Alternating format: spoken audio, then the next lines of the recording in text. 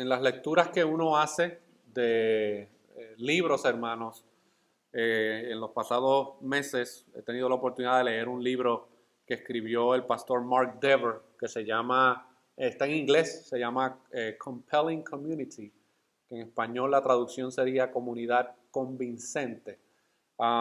Y nosotros estuvimos predicando acerca de las doctrinas de la gracia en los últimos casi mes y medio, pero el conocimiento teológico de la salvación no puede ir desconectado de una práctica o lo que se le conoce como una ortopraxis de la ortodoxia que tenemos. De nada nos sirve tener un entendimiento bíblico de la obra de salvación y que luego no llevemos a cabo en la práctica esa obra de gracia que Dios ha manifestado en nuestras vidas. Y hay muchas cosas interesantes que este libro comparte y yo quiero compartir algunas de ellas durante la exposición, pero quiero que hagamos una exposición expositiva de este capítulo de Hechos, capítulo 2, versículos 37 al 47. Y vamos a estar hablando acerca de qué es una comunidad convincente. Y eso es una pregunta que nosotros nos debemos hacer como iglesia local. ¿Qué tipo de comunidad aspiramos a ser? ¿Qué tipo de comunidad queremos ser? Y yo creo que nos vamos a ver, vamos a reflejar a través de esta exposición qué tipo de comunidad es la que Dios desea que esta y toda comunidad de fe sea, hermanos. Porque hay un ADN espiritual que está en la palabra de Dios que toda iglesia bíblica debería tener.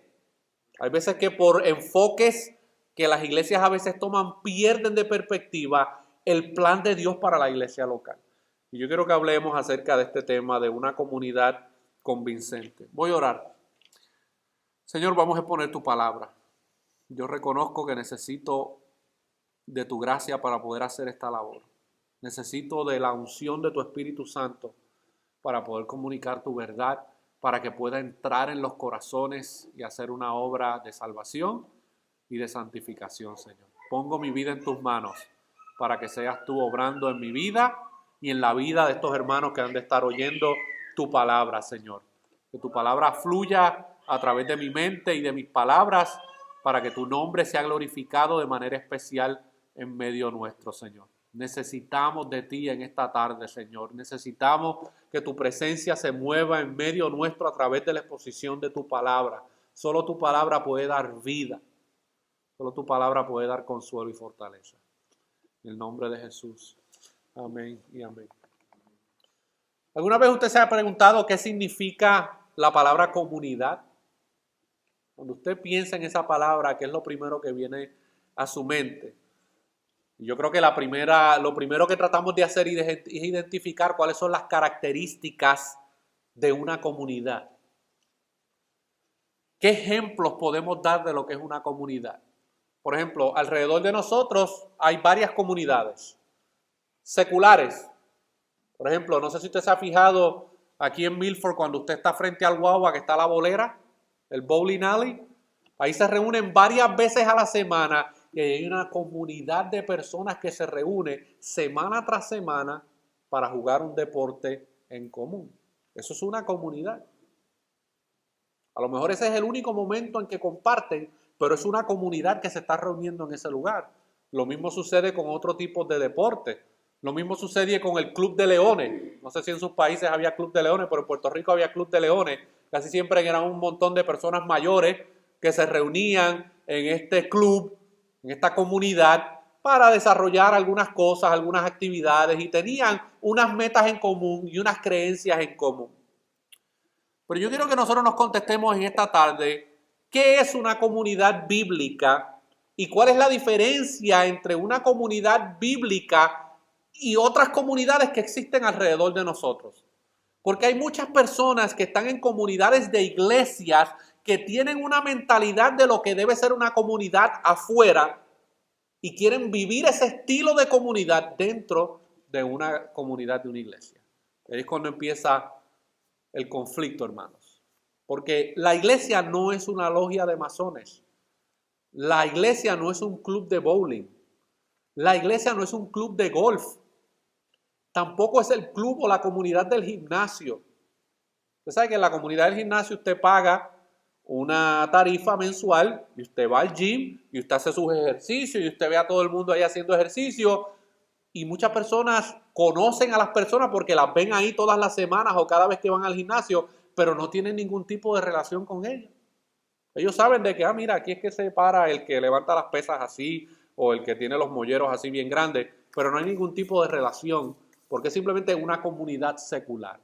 Y yo quiero, hermano, en esta tarde presentar de que la iglesia no debe en ningún momento caer en la trampa de que ese es el estilo de vida que Dios quiere para su iglesia local.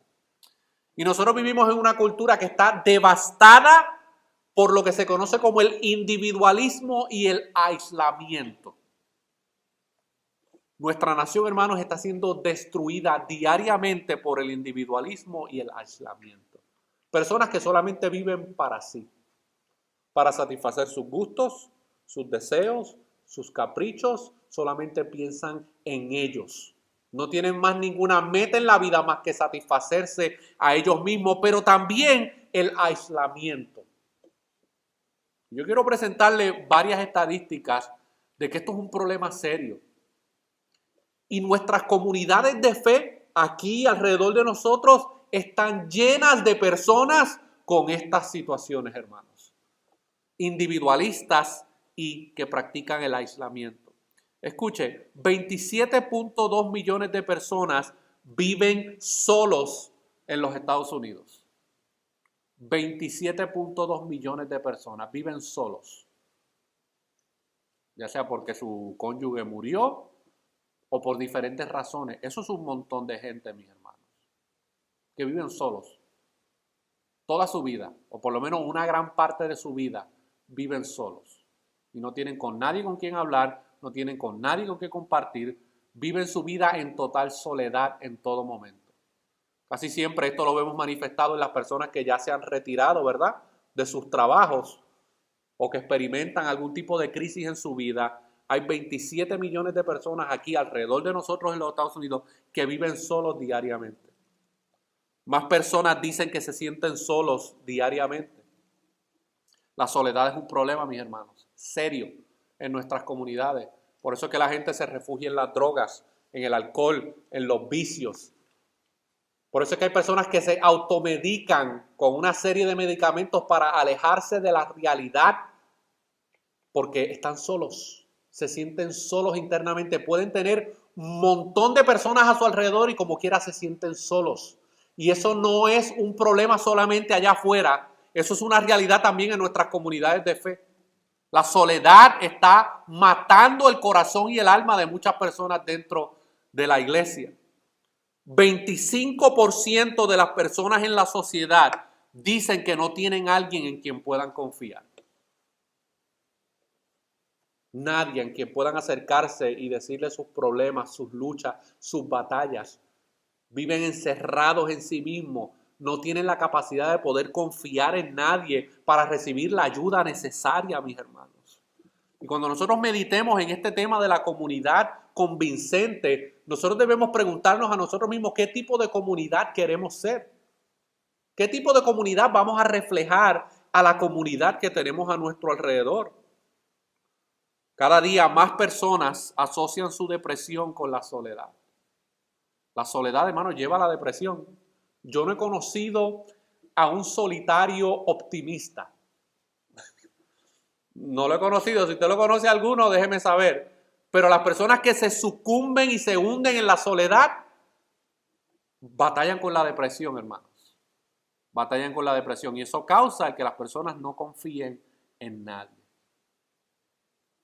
El número de personas socialmente aisladas se ha duplicado desde el 1985 con la introducción de la tecnología de los celulares y ahora con las redes sociales.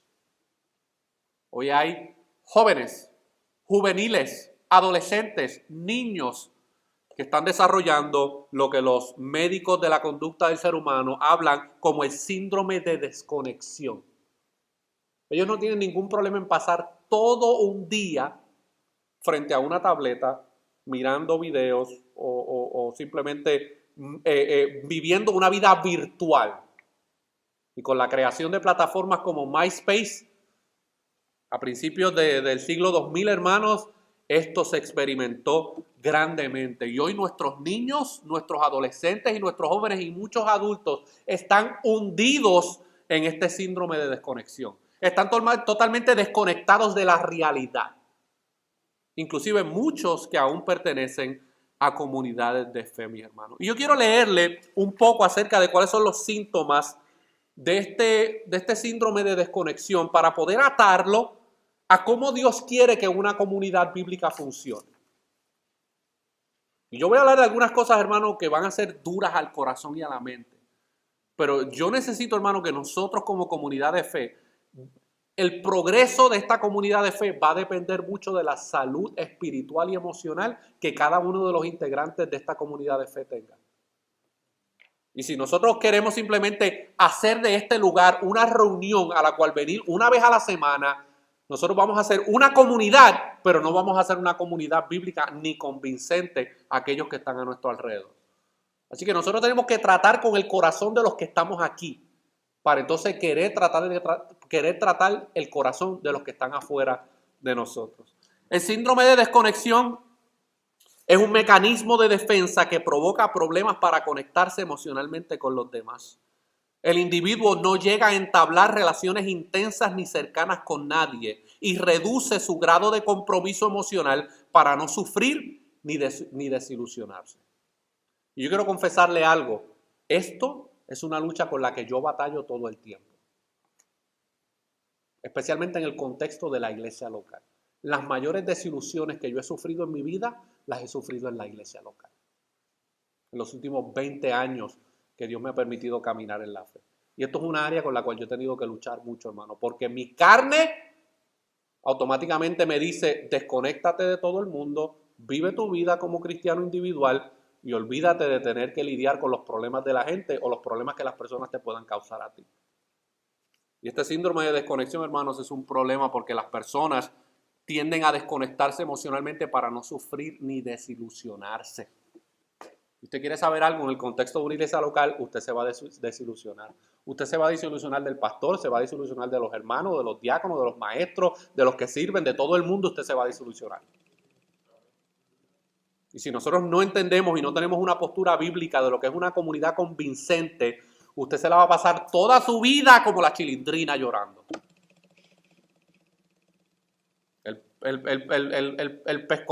¿Cómo es le decían ¿cuál es la palabra? El pellizquito más pequeño, hermano, lo va a desilusionar. Este mecanismo de lo que se conoce como el síndrome de desconexión trata de evitar la repetición de sufrimientos del pasado y alejar la posibilidad del daño, pero no permite la participación saludable de otros en la vida. La soledad interna es una estrategia defensiva desarrollada por experiencias emocionales de importancia, porque no estamos restándole valor a las experiencias negativas que las personas sufren. Son traumas verdaderos, son situaciones complejas, que en su gran mayoría fueron dolorosas y que dejaron huellas imborrables. Los traumas que uno sufre en la vida no se borran. Uno puede superarlos, pero ahí están en la memoria de uno. En muchas ocasiones son la copia de algún modelo familiar que ha quedado hundida en el subconsciente. Pero este síndrome no suele alcanzar para evitar el dolor mediante la falta de conexión se sufre, ya sea de manera palpable o inconsciente. Las personas, hermanos, que sufren de depresión, de soledad y de este síndrome de desconexión de todos los que están a su alrededor, ellos creen que al hacer eso se están haciendo bien. Negativo. Se están haciendo más daño todavía al dejarse hundir por este tipo de comportamiento, mis hermanos. Y nosotros como comunidad de fe debemos tener claro de cuál es la voluntad de Dios para nosotros como creyentes y como comunidad de fe. Cristo, su evangelio y su iglesia son la única cura para la crisis de soledad rampante que caracteriza toda cultura. ¿Es Cristo la respuesta? No hay otra alternativa, mis hermanos. Es refugiarse en Cristo. Es conocer a Cristo. Es conocer la voluntad de Cristo, la que puede ayudar a una persona a salir de este tipo de situación de depresión y de soledad que está experimentando. Y se supone que la iglesia local sea una comunidad donde las personas puedan venir y encontrar esperanza y fortaleza para su alma necesitada. Cuando las iglesias perdemos de perspectiva esto, nos convertimos simplemente en programas para ser, en vez de realmente una comunidad a las cuales las personas se puedan sentir que pertenecen, que son amadas, que son atendidas, que son estimadas, que son queridas y que son tomadas en cuenta. Todos necesitamos desesperadamente redescubrir la profundidad de comunión que Dios ha diseñado para nosotros en Cristo como miembros de su iglesia. ¿Y cuál es el problema? ¿Cuál es el problema, mis hermanos? Que la mayoría de los cristianos asocian comunidad bíblica con esto, con un edificio. Ellos piensan que la comunidad de bíblica es este edificio bonito. Mientras más bonito sea el edificio, mejor debe ser la comunidad en ese lugar. Muchas personas vienen del mundo con esa mentalidad. No, aquí tienen tremendas facilidades. Tienen cancha de golf, tienen cancha de baloncesto, tienen todo tipo de actividades y de programas. Mira qué edificio tan grande para 700 personas. Ellos piensan que porque eso es así, eso es una comunidad efectiva y bíblica. No, el Yankee Stadium es más grande que cualquier iglesia local aquí en los Estados Unidos. Y eso no significa que haya una comunidad bíblica. No nos dejemos llevar, hermano, por el edificio. El edificio no es la comunidad. Por ejemplo, cuando usted se topa con personas, ellos preguntan, ¿a qué iglesia vas? Porque ¿qué es lo que asocian? Que la iglesia es ¿qué? La denominación a la cual pertenece. ¿Verdad? Si eres bautista o pentecostal o menonita o wesleyano, ¿a qué iglesia vas? Otra pregunta es, ¿dónde queda tu iglesia? ¿Por qué? Porque identifican que la iglesia es ¿qué? El edificio. Y eso no es la iglesia, hermano. La iglesia es todos los creyentes que se reúnen juntos en una comunidad. Otros identifican la iglesia con los programas que ofrecen. El programa de niños, el programa de estudiantes, el programa de matrimonio, el programa de jóvenes, el estacionamiento, qué tipo de salones tienen, qué tipo de música tocan, qué tipo de sermones. Hay personas que y por aquí han fluido muchos, que vienen y están como cuando usted va al mall sin chavo. Usted va a window shopping. No tiene dinero para comprar, pero va al mall ahí a ver qué está pasando. Y mira así por las vitrinas y pasa por las góndolas y tan pronto usted entra, se le acerca a uno de los que trabaja. ¿May I help you today? Y como tú sabes que tú estás pelado, que no tienes ni un peso encima, dice, no, I'm just looking around. Así hay muchas personas que, hermano, que eso es lo que están buscando en una comunidad. I'm just looking around. Estoy por ahí mirando a ver. Y entran a una comunidad de fe y empiezan a observar. Bueno, aquí como que la música no me gusta mucho.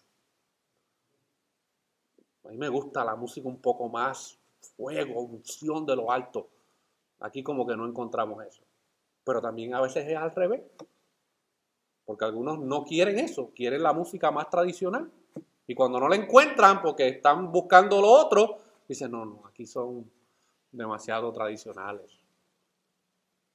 Otras personas, hermano, están buscando qué tipos de sermones quieren escuchar. Yo los felicito a ustedes porque ustedes se aguantan una hora aquí conmigo. Pero la mayoría de las personas que van a comunidades de fe están buscando sermones de 20 y 25 minutos. Y eso es mucho.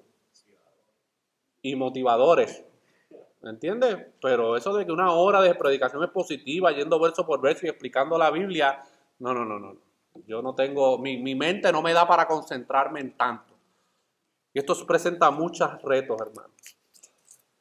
El mundo define una comunidad de la siguiente manera. Es un conjunto de personas que viven juntas bajo ciertas reglas o que tienen los mismos intereses. Eso es como el mundo define lo que es una comunidad.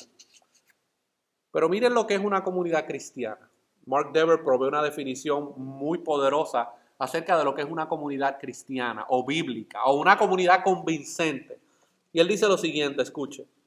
Una comunidad bíblica, cristiana, convincente es el conjunto de personas que en un lugar, región o país han sido llamados aparte por Jesucristo y se reúnen como cristianos a causa de su conocimiento y por la vocación que han recibido para confesar su nombre.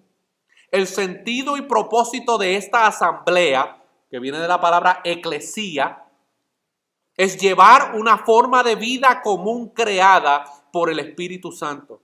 En otras palabras, participan todos en una vida de obediencia a la palabra de Dios en Jesucristo, palabra que escucharon y que ansiosamente quieren volver a escuchar. Se reúnen también con el propósito de transmitir esta palabra a otros. Ese es uno de los fundamentos de una comunidad bíblica. Estamos aquí reunidos, unidos con varias metas en común. Todos hemos sido llamados por medio del Evangelio de Jesucristo y nos reunimos para tener comunión unos con otros y para ser ministrados a través de la palabra de Dios para que luego podamos compartir esa palabra de Dios a otros. Si usted tiene otra definición de lo que es una comunidad bíblica, por eso es que usted enfrenta problemas en su vida espiritual y en su relación unos con otros. La iglesia primitiva nos muestra lo que es una verdadera comunidad cristiana. Ellos se amaron, sirvieron, enseñaron, alentaron, corrigieron, acompañaron alrededor de la verdad gloriosa del Evangelio. Y eso es lo que vamos a ver en este pasaje de Hechos capítulo 2. Ellos caminaron juntos, trabajaron juntos, oraron juntos, alabaron juntos, escucharon la palabra de Dios juntos. Hoy hay un problema bien serio en muchas comunidades de fe, donde las personas llegan a la hora del sermón, en vez de llegar a la hora de la adoración, hermano. No, porque es que a mí ese asunto de adorar y de cantar juntos como que no va conmigo. Pero es un rebelde. Esa no es la voluntad de Dios. Dios desea que los creyentes se junten juntos para juntos adorar al Señor. Es que no me gustan como cantan. Es que no te están cantando a ti. Te están cantando a Dios. Y si tú eres creyente, necesitamos tu voz también. Necesitamos tu presencia. Ay, es que ese estilo no me gusta. Cuando tú llegues al reino de los cielos, tú le puedes decir allí a los ángeles qué estilo de música es el que te gusta. No, tú te vas a tener que someter a cualquier estilo de adoración que haya en el reino de los cielos. Y es mejor que vayas practicando desde ahora. Esto es lo que nosotros vemos en todo el Nuevo Testamento, hermanos. Grupos de cristianos viviendo juntos alrededor del Evangelio por el bien de los unos y de los otros. En el Evangelio y en la comunidad bíblica no hay espacio para el individualismo. No lo hay, mis hermanos. Aquí estamos empujando el bote todos. Y todos o lo llevamos a flote o nos hundimos todos con él. Cuando las personas tienen mentalidad de marinero solitario, van a luchar mucho. Porque Dios tiene el propósito, hermano, de que las iglesias locales vivan juntos alrededor del Evangelio por el bien de unos a los otros. ¿Y cuáles eran las características de la iglesia primitiva? Acompáñenme ahí a Hechos capítulo 2, versículos 37 al 47. Vamos a ver un poco del contexto. Y luego vamos a entrar a las características de esta iglesia primitiva. Hechos 2, versículo 37. Aquí le voy a dar un poco del contexto. En los versículos 1 al 36 vemos como Pedro hace su primer mensaje público en el día de Pentecostés a las miles y miles de personas que se encontraban en ese lugar para celebrar la fiesta de Pentecostés. Y si usted lee el contexto, usted sabe que Dios se manifestó de una manera poderosa y comenzó a darle a ese grupo de 120 creyentes que estaban reunidos en el aposento alto el poder y la capacidad de poder comunicar el evangelio en otros idiomas de las personas que estaban ahí visitando en el día de Pentecostés. Había, hermanos, sobre 15 o 20 distintos tipos de etnias y de lenguajes que estaban presentes en el día de Pentecostés. Y Dios le dio el poder a los apóstoles y a otro grupo de creyentes a poder compartir el evangelio en un lenguaje que no habían conocido. Y una nota al alcance, hermano. Las lenguas bíblicas son idiomas conocidos.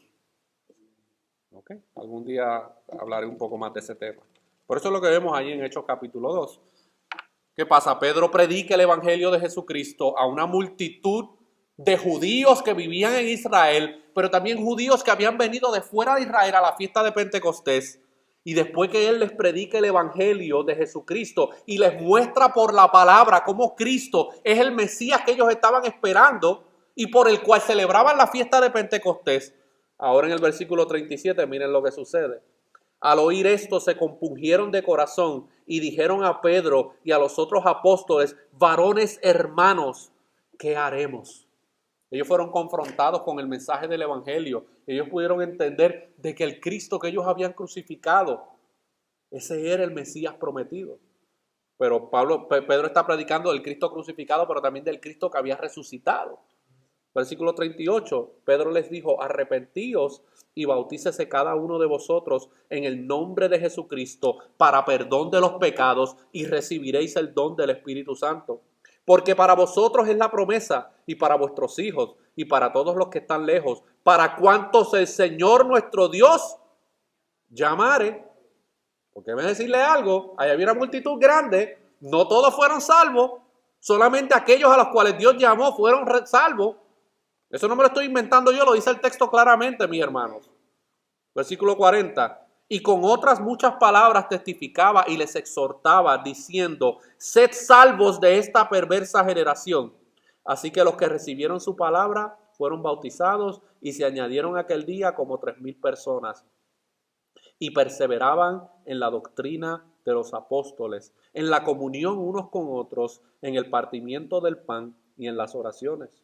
Versículo 43. Y sobrevino temor a toda persona, y muchas maravillas y señales eran hechas por los apóstoles. Todos los que habían creído estaban juntos y tenían en común todas las cosas, y vendían sus propiedades y sus bienes y los repartían a todos según la necesidad de cada uno, perseverando unánimes cada día en el templo y partiendo el pan en las casas, comían juntos con alegría y sencillez de corazón, alabando a Dios y teniendo favor con todo el pueblo. Y el Señor añadía cada día a la iglesia los que habían de ser salvos, mis hermanos. Y yo quiero que nosotros veamos aquí cuáles eran las características de esta comunidad de fe. Porque debemos recordar que esta es la primera expresión visible de lo que es la iglesia. Es la primera manifestación visible de lo que es la iglesia, de una manera identificable, de una manera que las personas puedan reconocer: esto es un grupo totalmente distinto a lo que hemos visto o vivido en el pasado. ¿Cuáles eran las características de esta iglesia primitiva? Bueno, eso lo podemos encontrar comenzando desde el versículo 42. Dice el versículo 42 que estos creyentes perseveraban en la doctrina de los apóstoles. Escuche bien. La iglesia bíblica y la comunidad bíblica y convincente es una comunidad doctrinal. Es doctrinal. ¿Y qué es doctrina? El conjunto de enseñanzas de la revelación de Dios. Hay personas que dicen: no, yo estoy buscando una comunidad que no esté muy enfocada en la doctrina porque la doctrina divide. Bueno, pues búscate otro club social al cual puedas pertenecer, porque la iglesia es una comunidad que está fundamentada sobre doctrina. Y estos creyentes perseveraban en la doctrina de los apóstoles. ¿Y cuál era la doctrina de los apóstoles? Bueno, lo que ellos habían aprendido del mismo Señor Jesucristo, añadido al conocimiento del Antiguo Testamento que ellos ya tenían, y Cristo como el cumplimiento de esas promesas que estaban en el Antiguo Testamento. Esa era la doctrina de los apóstoles. Los apóstoles no predicaban más nada más que Cristo es el Mesías que se había prometido y que Él murió en una cruz y resucitó al tercer día. Ese era el mensaje que unía a esta comunidad. Y ellos perseveraban en esa doctrina, mis hermanos. La gente que se unió a esa iglesia primitiva fueron leales, dedicados y fieles al estudio de la palabra. En otras palabras, su primer interés era conocer y aprender la palabra de Dios. No tenían otra motivación más que aprender la palabra de Dios para poder perseverar en ella. Usted no puede perseverar en lo que no conoce. Estos estaban radicalmente comprometidos a vivir la verdad, llevar sus vidas de acuerdo a lo que dicen las Escrituras y a vivir alrededor del Evangelio que los había salvado y estaba transformando. Esta comunidad no tenía otra pasión más que ser expuestos a la palabra de Dios continuamente. Y llegó un momento donde empezaron a surgir situaciones dentro de esta comunidad de fe y los apóstoles tuvieron que reunirse y decir, espérate, aquí hay problemas porque aquí hay peleas entre las viudas de los judíos y las viudas de los griegos. Porque estaban desatendiendo a las viudas de los gentiles porque decían, no, porque todavía hay judíos creyentes, hermano, que pensaban que los gentiles seguían siendo personas de segunda categoría. Y los apóstoles tienen que reunirse y decirle, no, vamos a designar diáconos para que ellos se encarguen de las necesidades del pueblo, mientras nosotros nos dedicamos a la oración y a la predicación de la palabra. Así que una comunidad convincente es una comunidad que tiene como fundamento la doctrina bíblica. La doctrina, hermanos, es el fundamento, es esa base, esa zapata que se pone en nuestro edificio espiritual para que nosotros podamos crecer espiritualmente de una manera sana. Si usted no tiene doctrina en su vida como creyente, usted está caminando sobre arena movediza. ¿Sabe lo que es la arena movediza? ¿No lo he visto en las películas que la gente empieza a caminar por algo que parece tierra sólida, pero tan pronto lo pisan, empiezan a hundirse? Las personas y las comunidades de fe, hermanos, que no tienen una doctrina como parte de su comunidad, están sobre arena movediza. Poco a poco se van a ir hundiendo en la falsedad de la falsa doctrina, en el pecado, en las herejías, en la inmoralidad, en la idolatría. La iglesia primitiva era una comunidad que permanecía y perseveraba en la doctrina que habían recibido. Y no fluctuaban, hermanos. Y cuando empezaron luego, más adelante en la historia de la iglesia, empezaron a haber ataques contra la doctrina, Dios levantó hombres para que pudieran ayudar al pueblo a regresar a la doctrina bíblica. Pero también, hermanos, estos creyentes tenían compañerismo, coinonía. Eso lo vemos también ahí en el versículo 42. Dice que estos creyentes perseveraban en la comunión unos con otros y en el partimiento del pan. ¿A qué está haciendo alusión aquí el escritor de los Hechos? Está haciendo alusión, hermano, a la Santa Cena, el partimiento del pan. Estos creyentes, hermanos, estaban llevando a cabo la ordenanza bíblica instituida por nuestro Señor Jesucristo de la Cena del Señor. Y lo estaban haciendo en comunión unos con otros. Tan pronto se convirtieron, hermanos, empezaron a llevar a cabo esta ordenanza bíblica de la Santa Cena. A mí me preocupa. Yo tengo muchas personas con las cuales yo tengo que lidiar durante la semana, el mes, el año, hermano. A mí me preocupa personas que afirman ser creyentes y cuando yo les pregunto, porque yo pregunto directo, hermano. Yo no voy mucho alrededor del arbolito. Yo le pregunto directo a las personas. Y yo les pregunto, ¿cuándo fue la última vez que tú participaste de la Cena del Señor? Ni me acuerdo ya.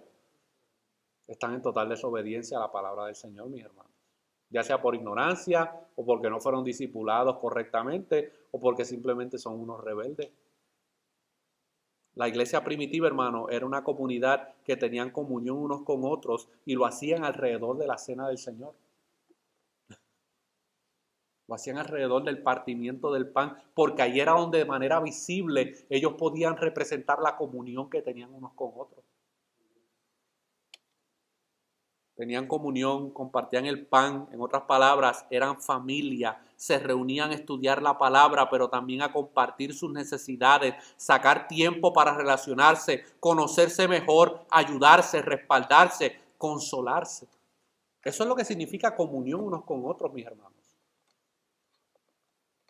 En una comunidad de fe de este tamaño, pues es un poco más fácil poder relacionarnos unos con otros y conocernos, porque no somos muchos.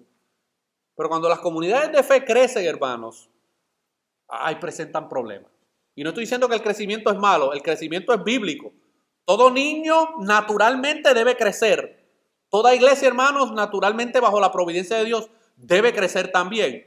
Pero cuando las iglesias crecen tanto y no hay un proceso bíblico de membresía, donde las personas realmente se comprometen a tener comunión unos con otros, puede haber un hermano o una hermana en la fe o un caballero o una dama que lleva 10 años ahí en la iglesia sentado y nadie conoce nada acerca de él. Ni el nombre se sabe. Se saludan siempre en el pasillo, pero que no se me acerque porque yo no sé ni cómo se llama. No tengo ni el nombre. ¿Por qué? Porque no hay oportunidad para tener comunión unos con otros. Pero estos creyentes, hermanos, representaban una comunidad que estaba impactando desde sus comienzos a aquellos que se encontraban a su alrededor por la comunión que tenían unos con otros. Pero también estos creyentes, ahí mismo en el versículo 42, estos creyentes tenían comunión unos con otros y perseveraban ¿en qué? En las oraciones. Perseveraban en las oraciones, hermanos. Esta iglesia tenía clara el principio de la adoración y la oración.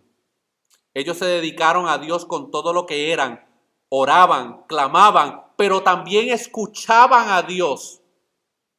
Escuche bien, no es que hablemos con Dios solamente, es que estemos dispuestos a escuchar a Dios a través de su palabra.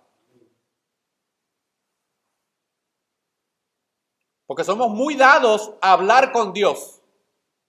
Señor, tú conoces mi necesidad, tú conoces mis peticiones, mira esta situación, mira este conflicto. Y estamos todo el tiempo escupiendo palabras para arriba. ¿Y cuándo nos detenemos a escuchar a Dios por medio de su palabra? Porque yo creo que es más importante de lo que nosotros le tengamos que decir a Él, más importante es lo que Él nos tenga que decir a nosotros. Y usted sabe que la mayoría de nuestras peticiones, o muchas de ellas, ¿usted sabe por qué no son contestadas? Porque queremos hacer lo contrario a que es la voluntad de Dios. Y Dios quiere hablarnos, pero nosotros estamos concentrados. Señor, escucha esta oración. Sí, pero es que mi palabra ya te contestó esa oración. Y es tu deber y mi deber saber escuchar a Dios por medio de su palabra para poder entender cuál es la voluntad de Dios. Yo no estoy diciendo que usted ore, Señor, yo quiero que tú me hables y que yo pueda escuchar tu voz audible. Dios es soberano para hacer eso, hermanos. Yo no estoy poniendo a Dios en una cajita. Pero usted quiere saber la forma más convincente que Dios utiliza para hablar a nuestras vidas a través de su palabra. Y estos creyentes, hermanos, permanecían en oración, no solamente teniendo comunión con Dios por medio de la oración, sino también escuchando a Dios a través de su palabra. Estos creyentes y esta comunidad eran testigos de la manifestación supernatural de Dios. Por eso dice en el versículo 43, y muchas maravillas y señales eran hechas por los apóstoles. Miren, yo sé que hay ciertos grupos que han secuestrado la doctrina bíblica del Espíritu Santo y se han adueñado de ella de una manera descarada y han hecho de la doctrina del Espíritu Santo un circo. Eso es problema de ellos. Pero la Biblia, hermano, presenta a un Dios que tiene el poder para operar sobrenaturalmente en medio de su pueblo y en medio del mundo. Es así de sencillo, mis hermanos. Y estos creyentes experimentaron la obra sobrenatural de Dios hecha por mano de los apóstoles. Dios le dio a los apóstoles unos poderes singulares y sobrenaturales para llevar a cabo y confirmar el mensaje del evangelio que ellos estaban predicando. Y estos creyentes vieron las maravillas y las señales que Dios estaba haciendo por mano de los apóstoles. Cuando hay una comunidad bíblica, hermano, que está centrada en el evangelio, nosotros no debemos tener esta mentalidad de que, bueno, eso era del pasado. No, Dios todavía sigue haciendo milagros y sigue haciendo sanidades hoy. Lo que afirmamos es que yo no tengo el poder de sanidad y el poder para hacer milagros, pero yo sí tengo, hermano, la oración para poder orar a Dios y que Dios obre a favor nuestro. Y nosotros como comunidad bíblica debemos, hermano, tener una teología sana acerca de este aspecto. El que por ahí hayan Benny Hinn de la vida y Cash Lunas de la vida y Guillermo Maldonado de la vida haciendo una blasfemia de lo que es la obra del Espíritu Santo, no significa de que el Espíritu Santo ha perdido su poder y su eficacia para hacer milagros en medio del pueblo de Dios. Dios sigue siendo Dios, hermanos. El Espíritu Santo es Dios. Y Él va a obrar maravillas en medio de una comunidad que está comprometida con su palabra, que ora, que tiene comunión unos con los otros. Nosotros oramos por los enfermos, hermanos. Creemos lo que el libro de Santiago dice. Si alguno está enfermo entre vosotros, vaya, hable con los ancianos y la oración del justo puede mucho. Creemos, hermanos, en que Dios sana y que Dios puede manifestarse de una manera sobrenatural en medio de su pueblo. No solamente sanando enfermedades físicas, sino también enfermedades del alma y del corazón y de la mente. Los miembros de esta iglesia primitiva comenzaron a experimentar y ver cosas que posiblemente nunca habían visto. Ellos fueron testigos de lo que Dios estaba haciendo en medio de ellos. No debemos estar ajenos al poder de Dios, mis hermanos. Yo sé que por ahí hay muchas caricaturas de lo que supuestamente es el poder de Dios, pero tengamos una teología sana, bíblica, de que Dios todavía, hermano, tiene poder para manifestarse sobrenaturalmente en medio de su pueblo. Pero también este grupo de creyentes y esta comunidad, hermano, estaban dispuestos al sacrificio generoso. Al sacrificio generoso. Mire lo que dice el versículo 45. Y vendían sus propiedades y sus bienes y los repartían a todos según la necesidad de cada uno. Aquí yo tengo que darle un poquito de contexto para entender esto, mis hermanos.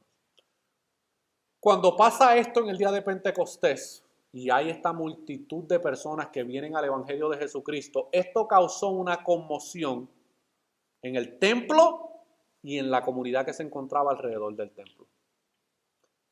Y la historia confirma que estos creyentes tuvieron que ser removidos desde dentro de las ciudades de Jerusalén hacia las afueras de Jerusalén. ¿Y qué pasa? Que ahora tú tienes 3,000 y pico de personas que han aceptado el mensaje del Evangelio y están siendo perseguidos por los líderes religiosos de Israel que rechazaban el mensaje de Jesucristo, y esos líderes religiosos de Israel buscaban el apoyo de los soldados romanos para que los soldados romanos llevaran a cabo lo que ellos no podían hacer militarmente. Y muchos de estos creyentes fueron forzados a salir a las afueras de Jerusalén. ¿Y qué pasa? Que perdieron sus casas, mis hermanos. Perdieron sus propiedades, perdieron sus negocios, porque ahora ellos estaban declarando públicamente que Jesucristo era el Señor y que Jesús era el Mesías prometido y que los judíos lo habían crucificado. Ese mensaje, hermanos, revolucionó esta comunidad. Y ahora estos creyentes se encuentran en una situación desesperada, donde lo han perdido la mayoría de ellos lo perdieron todo. No podían regresar de nuevo a Jerusalén, porque no solamente tenían la persecución de los líderes religiosos de Israel, tenían la persecución de los soldados romanos, sino que también tenían la persecución de otros familiares judíos que no habían abrazado el mensaje del Evangelio y que los consideraban a ellos como locos, como herejes, como falsos, por estar predicando y creyendo en este Evangelio de Jesucristo. ¿Y qué fue lo que causó eso en esta comunidad? Bueno, que ellos empezaron a vender sus propiedades y sus bienes y los repartían a todos según la necesidad de cada uno. Ellos comenzaron a ver las necesidades de sus hermanos. No solo compartieron el pan, no solo se preocuparon por sus necesidades emocionales, espirituales, sino que el Espíritu Santo les inquietó a suplir las necesidades físicas de sus hermanos. Una comunidad convincente es una comunidad que está al tanto de las necesidades físicas, emocionales, espirituales que tienen aquellos que pertenecen a esa comunidad de fe. Eso se manifiesta de muchas formas y se refleja de muchas maneras, mis hermanos. Pero para eso hay que tener comunión unos con otros. Pero ¿tú sabes qué es lo que nos mata? El individualismo. Nos encerramos, ¿no? Yo no le voy a compartir a nadie en la iglesia lo que yo estoy pasando, lo que yo estoy atravesando, mis necesidades. Te estás haciendo daño a ti mismo. Y esa no es la voluntad de Dios. Y le estás cortando la oportunidad a los hermanos en la fe a que puedan ser instrumentos para tu beneficio y para tu ayuda. Yo quiero ser parte de una comunidad de fe, pero yo no quiero vivir eso. No hay otra opción. Eso es lo que es una comunidad de fe. Y nosotros lo vemos en la iglesia primitiva, mis hermanos. Los hermanos buscaban las maneras de poder atender las necesidades físicas, básicas de las personas, hermanos. ¿Y cómo se da eso? ¿Cómo nosotros podemos desarrollar lo que esta iglesia presentaba? Esta gente se conocían unos a otros. Esta gente dialogaban, compartían, tenían relaciones unos con otros. Pero ellos estaban dispuestos, hermanos, a tener una actitud de sacrificio generoso para poder ayudar a otros en esa comunidad de fe. Y eso debe ser una de las características de una comunidad convincente, mis hermanos. Para que cuando el mundo vea cómo una comunidad de fe se trata y cómo se ayuda y se apoya a sí mismo, ellos puedan decir, oh, esto no es como el club de los leones a los cuales yo pertenecía. Esto no es como el club de golf o el club de bowling. No. Esta gente realmente están comprometidos unos con otros. Y nosotros vemos eso a través de la Escritura, mis hermanos. Y esto no se obtiene de una manera natural y orgánica.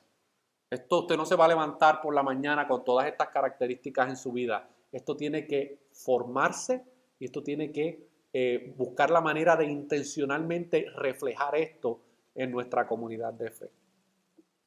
Pero también los creyentes no solamente se enfocaban en los que ya pertenecían a la comunidad de fe, pero también se enfocaban en los de afuera. Miren lo que dice ahí el versículo 47. Alabando a Dios y teniendo favor con todo el pueblo. Y el Señor añadía a la iglesia los que habían de ser salvos, mis hermanos. Esta comunidad comenzó a tener un impacto en aquellos que se encontraban a su alrededor. O sea, esto era una conmoción. O sea, esto era una conmoción que estaba sucediendo en estos momentos. Y estos judíos que están viendo esto y estos gentiles romanos que están viendo esto, ellos están consternados porque ellos no pueden explicar cómo es que esta comunidad vive de la manera en que vive. ¿Cómo es que esta comunidad sigue creciendo y progresando? Bueno, porque llevaban a cabo estos principios bíblicos que acabamos de exponer. Dios comenzó a añadir a esa iglesia, gente comenzó a arrepentirse de sus pecados, a confesar a Cristo como su Salvador y ser bautizados como consecuencia de este tipo de comunidad. Esta comunidad impactó en muchas áreas de esta comunidad judía. Y ese debe ser la meta de toda comunidad de fe, impactar nuestra comunidad, no por el nombre que tengamos o por los números de asistencia que tengamos, sino porque modelamos en nuestras vidas personales y en la vida de nuestra comunidad de fe lo que nosotros podemos encontrar en las Escrituras, mis hermanos. Esta gente tuvo favor con todo el pueblo. Hubieron personas que no pertenecían a esta comunidad de fe cristiana que fueron impactadas por medio de cómo esta comunidad vivía.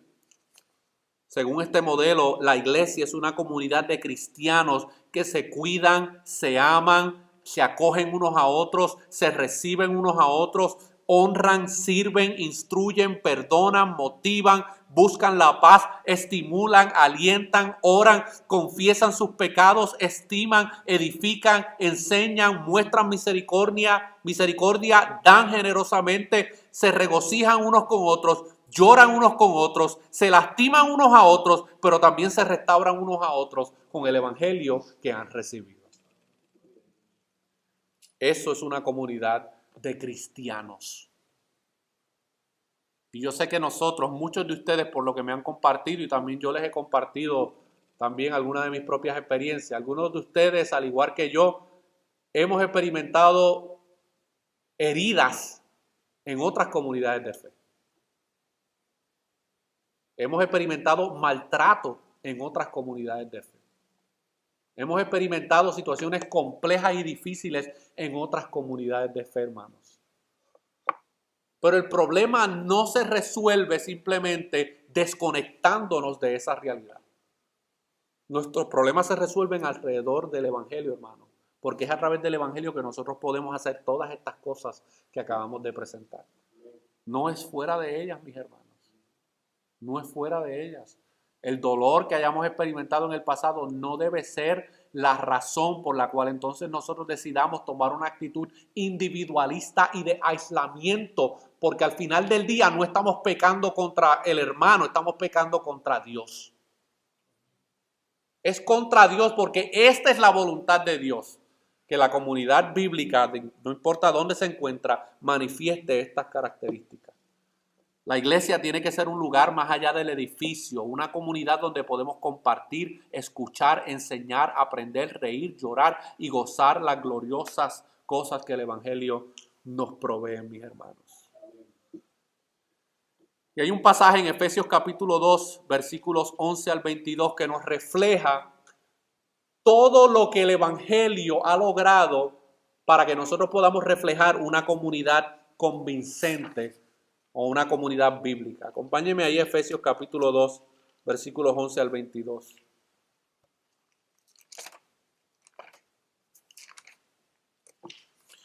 Porque el evangelio, las buenas nuevas de salvación, declara no solamente que el pecado que nos separaba de Dios fue removido, sino que también nos declara que toda barrera que nos dividía el uno al otro ha sido derribada. Efesios capítulo 2, versículos 11 al 22. Voy a dar lectura y usted sígame ahí con sus ojos. Esta es la reconciliación que podemos encontrar por medio de la cruz, por medio de la obra de Cristo. Y si nosotros queremos ser una comunidad convincente, nosotros debemos observar y prestar atención a lo que la palabra de Dios dice aquí. Miren lo que dice. Por tanto, acordaos de que en otro tiempo vosotros los gentiles, en cuanto a la carne, erais llamados incircuncisión por la llamada circuncisión hecha con mano en la carne. En aquel tiempo estabais sin Cristo, alejados de la ciudadanía de Israel y ajenos a los pactos de la promesa, sin esperanza y sin Dios en el mundo. Así era nuestra vida antes de Cristo. Versículo 13. Pero ahora, en Cristo Jesús, vosotros que en otro tiempo estabais lejos, habéis sido hechos cercanos por la sangre de Cristo. Porque Él es nuestra paz, que de ambos pueblos, tanto judío como gentil, hizo uno, derribando la pared intermedia de separación, aboliendo en su carne las enemistades, la ley de los mandamientos expresados en ordenanzas, para crear en sí mismo de los dos un solo y un nuevo hombre, haciendo la paz mediante la cruz, reconciliar con Dios a ambos en un solo cuerpo, matando en ella las enemistades. Y vino y anunció las buenas nuevas de paz a vosotros que estabais lejos y a los que estaban cerca, porque por medio de él los unos y los otros tenemos entrada por un mismo espíritu al Padre. Así que ya no sois extranjeros ni advenedizos, sino conciudadanos de los santos y miembros de la familia de Dios, edificados sobre el fundamento de los apóstoles y profetas, siendo la principal piedra del ángulo Jesucristo mismo, en quien todo el edificio bien coordinado va creciendo para ser un templo santo en el Señor, en quien vosotros también sois juntamente edificados para morada de Dios en el Espíritu. Esto es lo que el Evangelio ha logrado para que ahora los creyentes que pertenezcan a una comunidad de fe puedan ser una comunidad que refleje las verdades del Evangelio. Esto no se puede lograr, no hay ninguna otra institución en el mundo que pueda disfrutar de esto que una comunidad bíblica puede disfrutar. Todos los que estamos en Cristo, según Efesios, estamos unidos en una gran familia con Dios y tenemos a Dios como nuestro Padre. Antes no éramos comunidad de Dios. Dice el texto que estábamos alejados de Dios, de todo lo que tenía que ver con Dios y su voluntad. Pero ahora por medio de Cristo, ahora hemos sido añadidos a la familia de Dios. Ahora somos la comunidad de Dios. Imperfectos, cabezones, rebeldes, tercos, inmaduros, infantiles, carnales. Todas esas hermosas descripciones que nos da las Escrituras. Pero todo eso, hermanos, sigue siendo parte de la comunidad de Dios.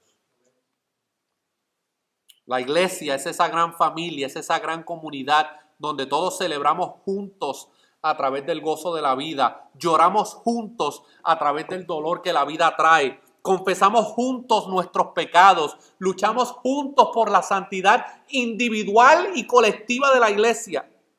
Nos servimos juntos los unos a los otros, suplimos nuestras necesidades y llevamos nuestras cargas juntos.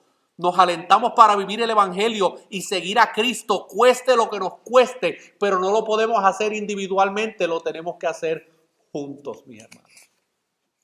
No hay espacio para el individualismo en una iglesia bíblica. No lo hay. Hay personas que van a querer hacerlo de esa manera. Cuando se rompan los dientes por el pecado y por las luchas y por los problemas, van a estar solos ahí luchando con esa realidad porque no tienen y no desean ser parte integral de una comunidad de fe que los pueda apoyar en esos momentos.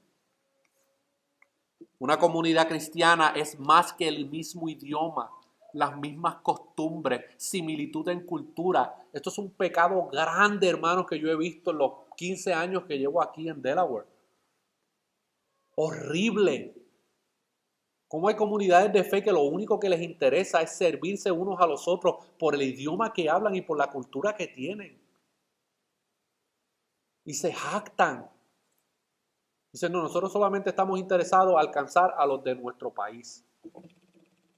Esa no es la voluntad de Dios, hermano. Eso no es lo que nosotros encontramos en Efesios capítulo 2. Dios derribó la barrera étnica. ¿Quién nos autoriza a nosotros a querer levantarla ahora? Decir, no, no es que yo me entiendo con mi gente. Arrepiéntete de ese pecado. Esa no es la voluntad de Dios. La voluntad de Dios es que todos, no importa de qué lengua, nación, idioma, color, podamos estar unidos en una familia de fe, en una comunidad. La comunidad cristiana no está basada en nuestra relación natural, sino en una relación sobrenatural que es a través de Cristo y su evangelio. Y si algo yo le he pedido al Señor que nos ayude, es que nosotros podamos ser una congregación multicultural. Mire, hermano, si Dios quiere traer haitianos aquí que hablen español, que los traiga. ¿Me entiende? No le vamos a decir, no, vete a la de los haitianos allí. Obviamente, yo no hablo haitiano, hermano, yo no hablo creol. Obviamente, y si la persona no habla español, no nos vamos a entender, a menos que milagrosamente Dios me dé el don bíblico de las lenguas para poder hablar con esa persona. Y que Dios le dé el don bíblico de la interpretación para poder entender lo que yo le estoy diciendo. Pero de lo contrario, hermano, que Dios traiga gente que, obviamente, el español es nuestro idioma principal, pero que no importa de qué cultura vengan, no importa de qué nacionalidad ni de qué país. Y es pecaminoso y es ofensivo a Dios cuando una comunidad de fe pretende simplemente alcanzar a la gente de su comunidad. No, es que comemos lo mismo. No es que nos gusta la misma música. Es que tenemos las mismas tradiciones. No hay espacio para ninguna de esas cosas en la comunidad bíblica, mis hermanos. No la hay. Los judíos estaban luchando con esa realidad en el libro de los Hechos. Estos gentiles, yo no los quiero en medio nuestro. Hicieron lo posible por deshacerse de los gentiles. Por eso usted lee en Hechos capítulo 15, donde tuvieron que hacer una reunión y juntar a todos los apóstoles y vamos aquí. Aquí vamos a pelear y discutir hasta que esto se resuelva. Pero esto no puede seguir así. No podemos seguir excluyendo a los gentiles de la comunidad de fe y de la barrera que Cristo mismo derrumbó por medio del evangelio. No podemos nosotros seguir excluyéndolo. Cuando los cristianos, hermanos, dice Jamie Dunlop, cuando los cristianos se reúnen por un motivo diferente al evangelio, crean una comunidad, escuche bien, que puede existir aun si Dios no existiera. Y hay muchas comunidades que han hecho eso. Han creado algo que no es la voluntad de Dios.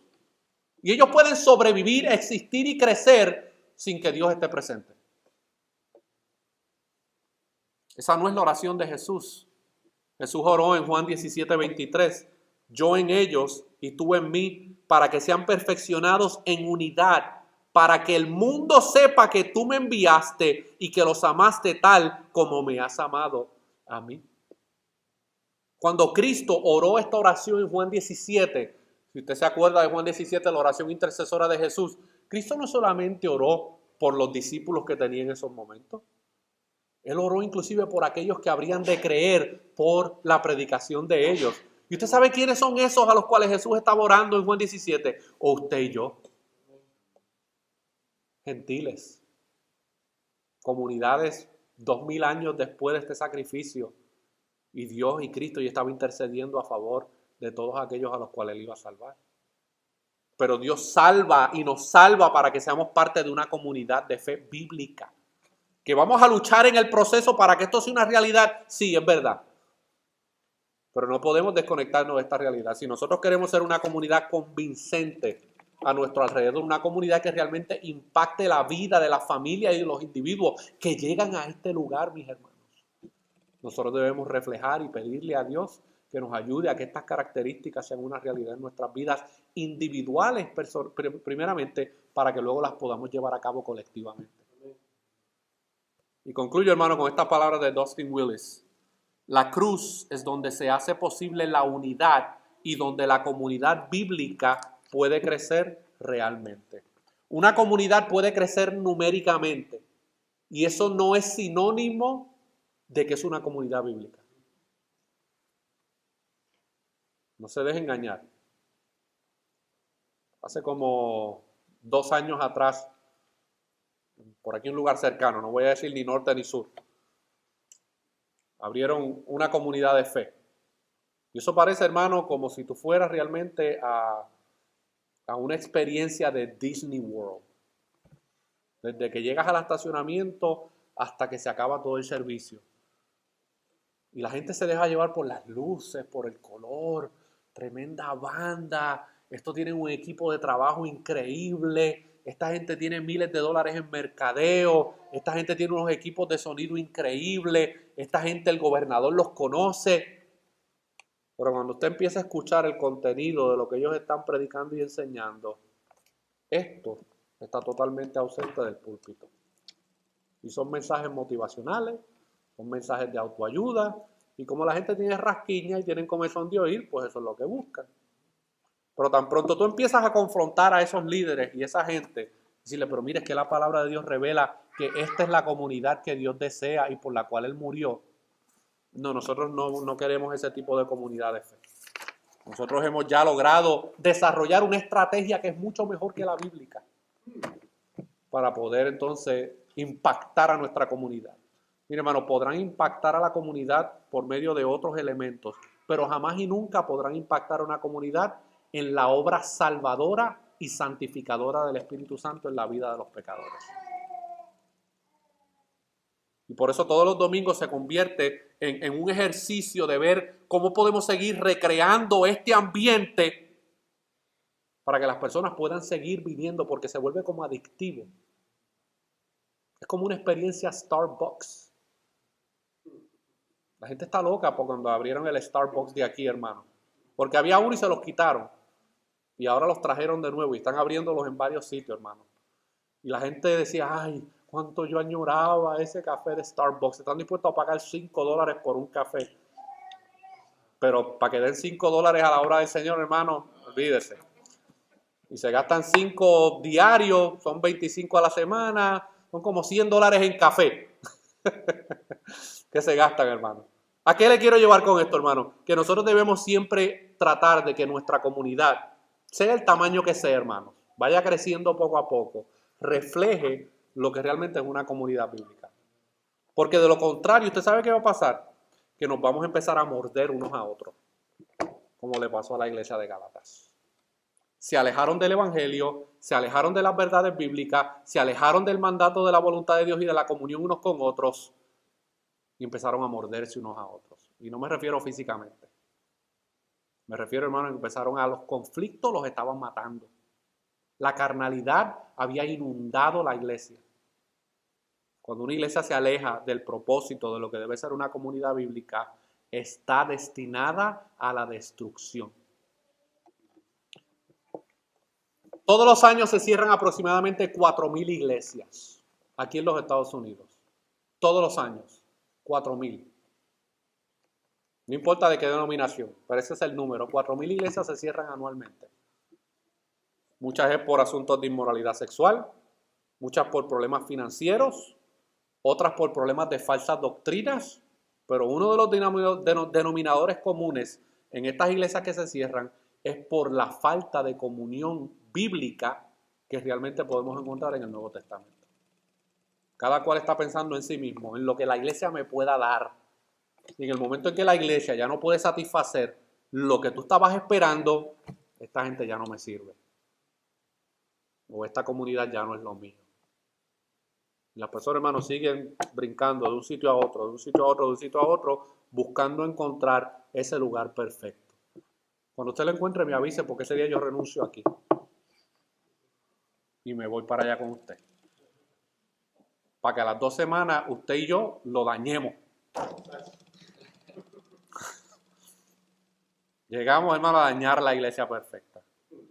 Concentrémonos, hermano, en lo que la palabra de Dios revela acerca de qué tipo de comunidad es la que Dios desea, no la que tú y yo deseamos, la que Dios desea. Oremos. Padre, te damos gracias por el privilegio inmerecido de poder compartir cosas de tu palabra, Señor, aún en medio de nuestra imperfección. Tu palabra, Señor, nos revela realmente nuestra necesidad individualmente y nos revela nuestra necesidad como comunidad de fe, Señor. Esta iglesia se plantó en el 2015 con el propósito de glorificar tu nombre, de compartir el evangelio, de discipular a los creyentes, de capacitar a otros para la obra del ministerio. Te pedimos que tú nos ayudes en ese trabajo, en esa labor que estamos haciendo, pero que meditemos realmente en cómo debe lucir una comunidad bíblica, una comunidad que realmente esté centrada en el evangelio, para que podamos entonces impactar de una manera bíblica a aquellos que se encuentran a nuestro alrededor.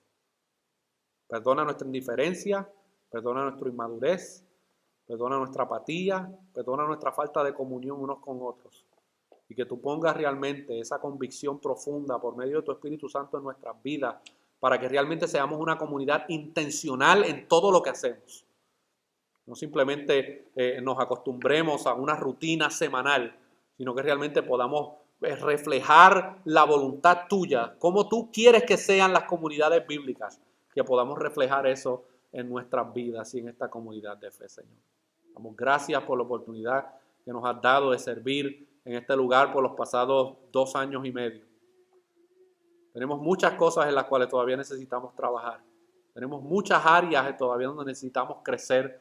Todavía hay muchos fundamentos que muchos necesitan poner en su vida para que puedan crecer un edificio saludable.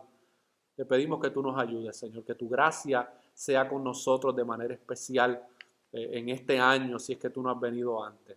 Que podamos poco a poco ver cada una de estas características reflejadas de manera individual para que las podamos llevar de manera colectiva. Y si hay alguien aquí que todavía no ha recibido la revelación especial de tu palabra, esa gracia salvadora, que tú obres una obra de salvación en su corazón, que ellos puedan poner su confianza en la obra de Cristo en la cruz para el perdón de sus pecados. Te damos gracias por todo esto. En el nombre de Jesús. Amén y amén.